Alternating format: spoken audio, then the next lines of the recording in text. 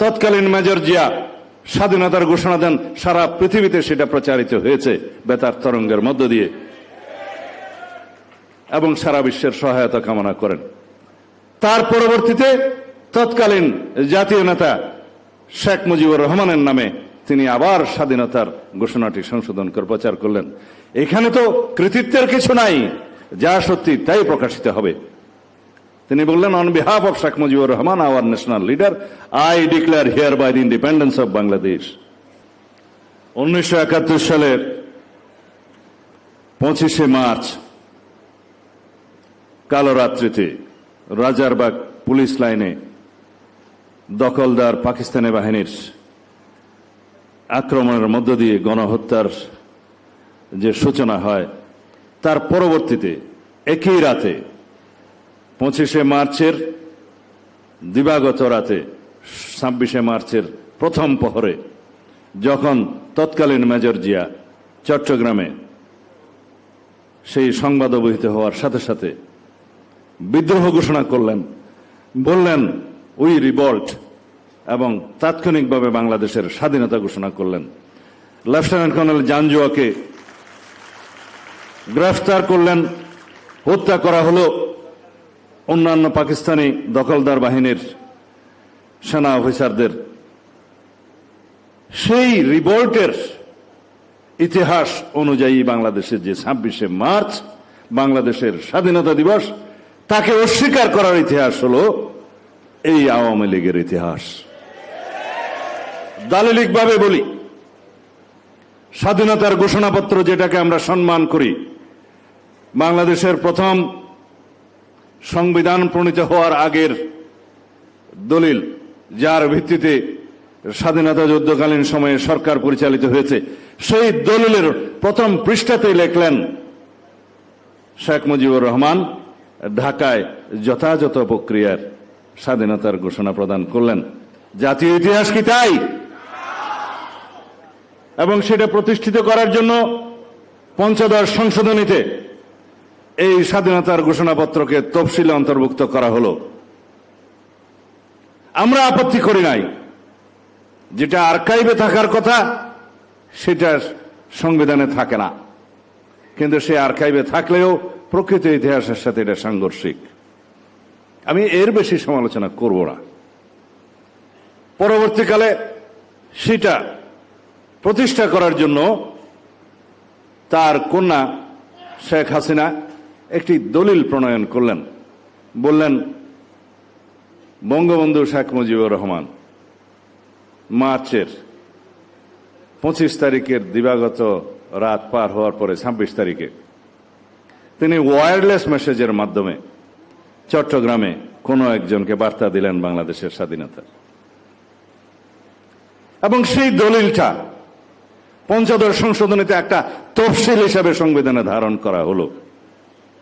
এটা ইতিহাসের সাথে সাংঘর্ষিক। বাংলাদেশের স্বাধীনতা মিথ ও দলিল নামে একটি গবেষণাধর্মী পুস্তক প্রকাশিত হয়েছে, মাসুদুল হক সম্ভবত সাংবাদিক। সেই পুস্তকে সমস্ত গবেষণার লিপিবদ্ধ করা হয়েছে, কাদের সাক্ষাৎকার আওয়ামী লীগের তৎকালীন নেতৃবৃন্দ সহ সেই টিএনটি অফিসারদের যেখানে পাঠানো হয়েছে বলে বলা হলো, সবার সাক্ষাৎকার নেওয়া হয়েছে।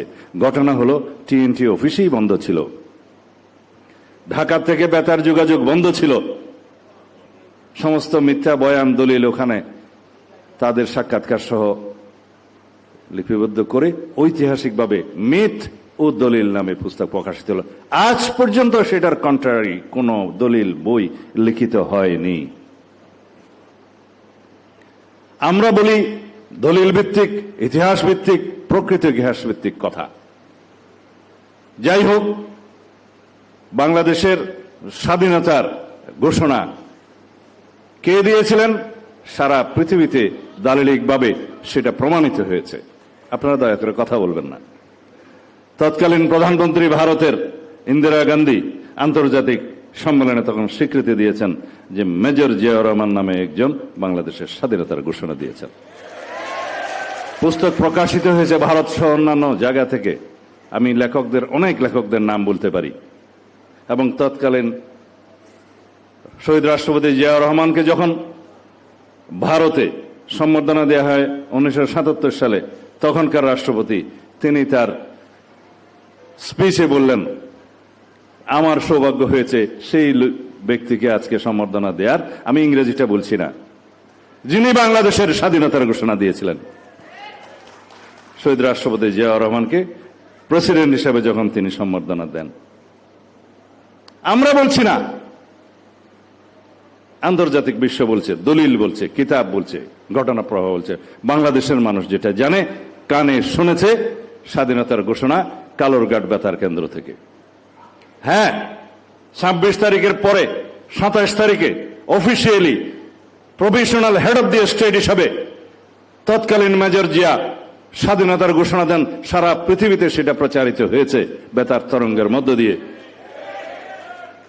এবং সারা বিশ্বের সহায়তা কামনা করেন।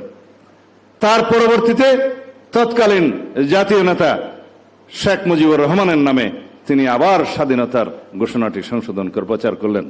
এখানে তো কৃতিত্বের কিছু নাই, যা সত্যি তাই প্রকাশিত হবে। তিনি বললেন, on behalf of Sheikh Mujibur Rahman, our national leader, I declare hereby the independence of Bangladesh. এটা সত্য কথা, সত্য ইতিহাস।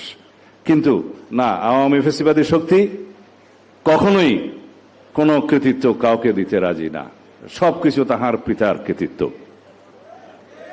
অতঃপর